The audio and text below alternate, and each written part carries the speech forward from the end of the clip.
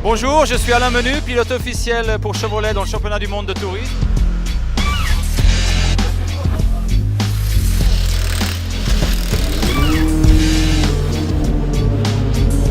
Je vous propose aujourd'hui de me suivre pour une petite visite guidée du team et comment l'écurie fonctionne dans la vie de tous les jours. Alors là, nous nous trouvons dans le camion numéro 1 où se trouve la salle des briefings. Donc voici où il y a Fiona qui est en train de travailler, là où elle fait semblant, je ne sais pas. Donc dans cette pièce, c'est là où se passent tous les briefings après chaque séance d'essai. Donc les ingénieurs, les pilotes se retrouvent ici pour discuter de comment la séance s'est déroulée, des réglages, etc. Tout sur la voiture.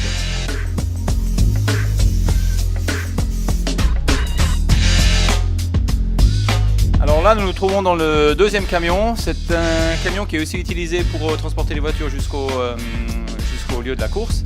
Mais également dans cette pièce, là on voit deux membres du team, Chris et Adam, qui y travaillent. C'est là où on fait le réglage des amortisseurs, où on change aussi tous les rapports de boîte à vitesse. Donc c'est là où la boîte à vitesse est démontée. On fait aussi les réglages de différentiel. Donc tout ça se passe ici. Donc encore, ces deux personnes sont très importantes pour le team et pour que la voiture soit compétitive sur tout le week-end de la course. Alors maintenant, nous nous trouvons dans la partie du garage qui est dédiée aux pneus. Donc comme vous le voyez, il y en a beaucoup pour trois voitures.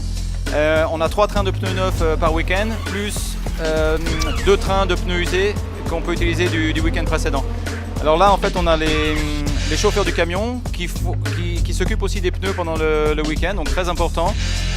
Bon, déjà que les pneus soient à bonne température avant les essais.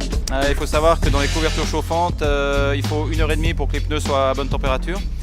Ensuite, Neil et Andy qui sont là s'occupent également pendant la séance de contrôler la pression des pneus, etc., que tout soit parfait. Une pression des pneus mauvaise peut coûter vite 2-3 dixièmes au tour.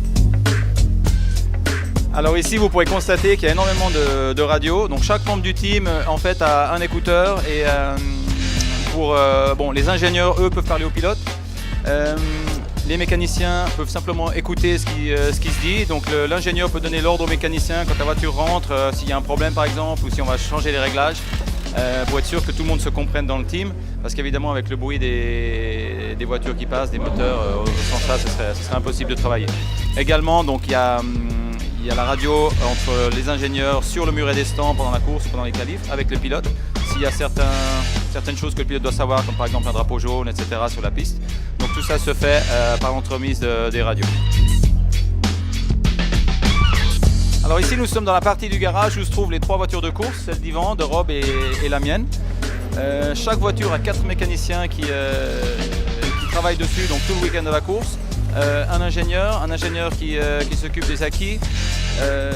Évidemment, on a parlé tout à l'heure des personnes qui s'occupent des pneus. Donc encore une fois, là, très important. Là, vous voyez, ils sont en train de travailler pour tout préparer. C'est là que se font les changements de réglage sur la voiture, etc.